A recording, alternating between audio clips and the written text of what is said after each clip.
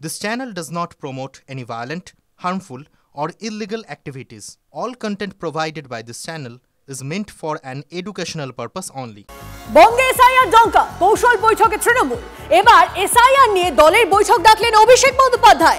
আগামী 8 August SIR নিয়ে virtual বৈঠক করবে অভিষেক। দলের জেলা সভাপতি শাখা সংগঠনের প্রধানরা থাকবেন এসআইআর বৈঠকে, এখন অব্দি এমনটাই তথ্য। এসআইআর বৈঠকে থাকবেন বিধায়ক, পঞ্চায়েত স্তরের জনপ্রতিনিধিরাও। এসআইআর নিয়ে কি করণীয় দলের সর্বস্তরের নেতাদের বোঝাবেন অভিষেক। 8 আগস্ট বিকেল 4টায় হবে ওই বৈঠক। 4 আগস্ট থেকে জেলাওয়ারি বৈঠক করবেন অভিষেক।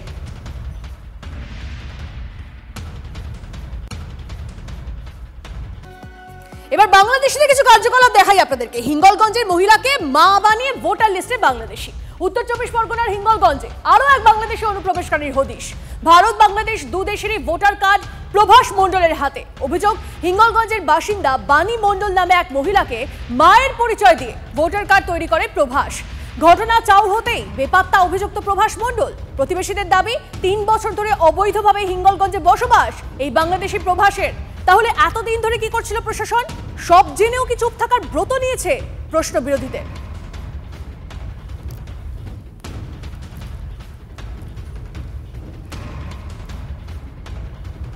30 বছর আগে এসে এখানে খেটে খুঁটে এখানে জমি জায়গা করেছে। হ্যাঁ, 30 বছর আগেই এসে আমার সাথে এখানে বিয়ে শাদী করেছে। 30 বছর আগে এসেছে? আগে মানে কত সালে এসেছে? 30 বছর আগে মানে তার বয়স কত? তোমার আমি বিরাট বয়স বলতে পারবো না। তাহলে বিনা মণ্ডলটাকে যার মার পরিচয় দিয়ে ও ভোটার কার্ড হয়েছে? বিনা মণ্ডল ও মা যে মা হয়ে সে যে কোনো 30 বছর আগে যখন এই হলো, ছোটবেলার থেকে থাকতো তখনকার। ব্ল্যাকের কাজ করে? ব্ল্যাকের কাজ টাজ কোনো কিছু করে না, কোনো ব্ল্যাকের কাজ টাজ করে না। কেউ কারোর ভালো কেউ চায় না। ও একটু কষ্ট করে খাইতে খুঁটে জমি দুক্ষণ করেছে। আমি বাচ্চা দুটো নিয়ে এখানে বসে খাচ্ছি। কিন্তু বাংলাদেশের থেকে দেশে এসে অবৈধভাবে, সেটা তো ঠিক না। বাংলাদেশের লোক শুধু আমার স্বামী একা এখানে, যার বয়স 37 বছর দেখাচ্ছে এখন কার্ডে, ভোটার কার্ডে 37 বছর দেখাচ্ছে। ছোটবেলায় চলে এলো। আর 30 বছরে এখানে এসে বাড়ি করেছে? না, ও ছোটবেলায় চলে এলো এখানে 30 বছর আগে। আমি জানি এইটাই। এখানকার লোকজন বলছে 3 বছর আগে এসেছে। আপনার বিয়ে হয়েছে কত বছর আগে? আমার এই 18 বছর বিয়ে হয়েছে। এটা কি বৈধ? আপনি বৈধ মনে করছেন? না, বৈধ আমি মনে করতেছি না, আর এটা বলতেছি না যে এটা বৈধ। আপনার স্বামী কোথায় এখন? প্রভাস মণ্ডল কোথায়? কলকাতায় কি কাজ করে? ও তোমার ওই ব্যবসা করে। বসিরহাট জেলা বিজেপির যুব সভাপতি, তার বক্তব্য আমাদের কাছে এসেছে, শোনাবো। এটা কেবল হিঙ্গলগঞ্জে নয়, পশ্চিমবঙ্গের সীমান্তবর্তী অঞ্চলে এরকম হাজার হাজার মানুষ আছেন যারা অবৈধভাবে পশ্চিমবঙ্গে তৃণমূল কংগ্রেসের সহযোগিতায় ভোটার তালিকায় নাম তুলে বসে আছে। এদের ভোটেই তৃণমূল কংগ্রেস বারবার ক্ষমতায় থাকছে।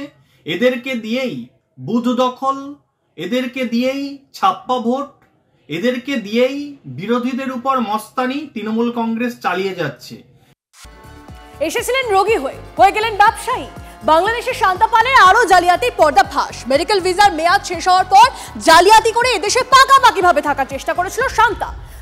গাড়ির পাশাপাশি হোটেল ব্যবসাতেও নামার পরিকল্পনা ছিল বাংলাদেশের শান্তাপালের। সুশোভন আমাদের প্রতিনিধি আমাদের সঙ্গে রয়েছে। সুশোভন, এই শান্তাপালের আর ঠিক কি পরিকল্পনা ছিল এদেশে থাকার পর?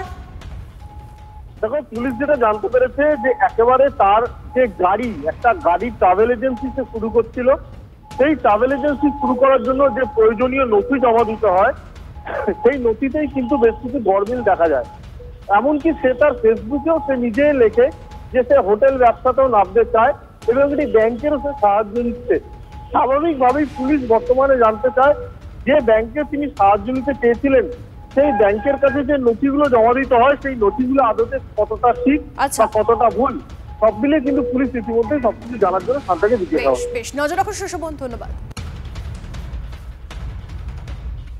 এদিকে শান্তার তথ্য তালাশ চলছে, আর তাতেই মিলল আরো বিস্ফোরক তথ্য। খাস কলকাতায় কত বাংলাদেশের হাতে ভারতীয় নথি, পিসি শাসনের ঠিকানা দিয়ে ভারতের আধার কার্ড বানিয়েছেন এক বাংলাদেশি। টিভি9 বাংলার অন্তর্তদন্তে উঠে এলো চাঞ্চল্যকর তথ্য। বেহালার শর্ষণায় মিলল বাংলাদেশি দম্পতির হদিশ।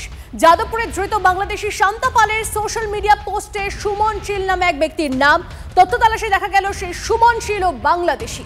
বাংলাদেশের নাগরিক সুমনের আবার ভারতের আধার কার্ডও রয়েছে। ঠিকানা বেহালার শর্ষণা। সুমনের শর্ষণার আনন্দনগরের ঠিকানায় পৌঁছে মিলল চাঞ্চল্যকর তথ্য। সুমন শীল বাংলাদেশের পটুয়াখালীর বাসিন্দা।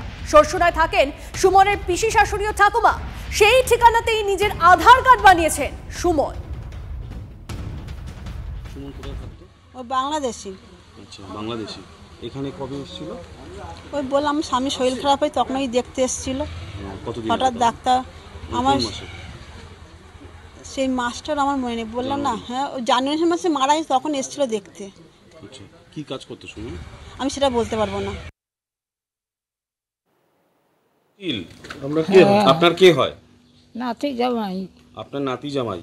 আচ্ছা, এখানে কতদিন আগে ছিল? সে এখানে আইছিল 5-6 মাস হয়েছে। আচ্ছা, এখন কোথায় থাকে শুনুন? জানি না, হয়তো বাড়িতে যে বাড়ি ভাড়া থাকতে রেখে থেকে কোথায় চলে গেছে। বাংলাদেশে বলছিলেন, কি হয়েছে? ওই বাংলাদেশি আমার মেয়ের জামাই বাংলাদেশে যাইয়ে ওইখানেই ওই মেয়ের বিয়ে দেশে। আপনার নাত জামাই নাতনি যে সে বাংলাদেশে গেল কি করে? ওর মা নিয়ে গেছে।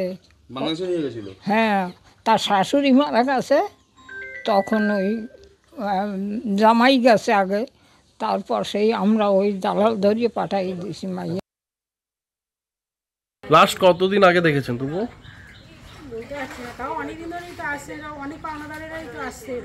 পাওনাদাররা কি অনেকের কাছ থেকে টাকা পয়সা নিয়েছেন?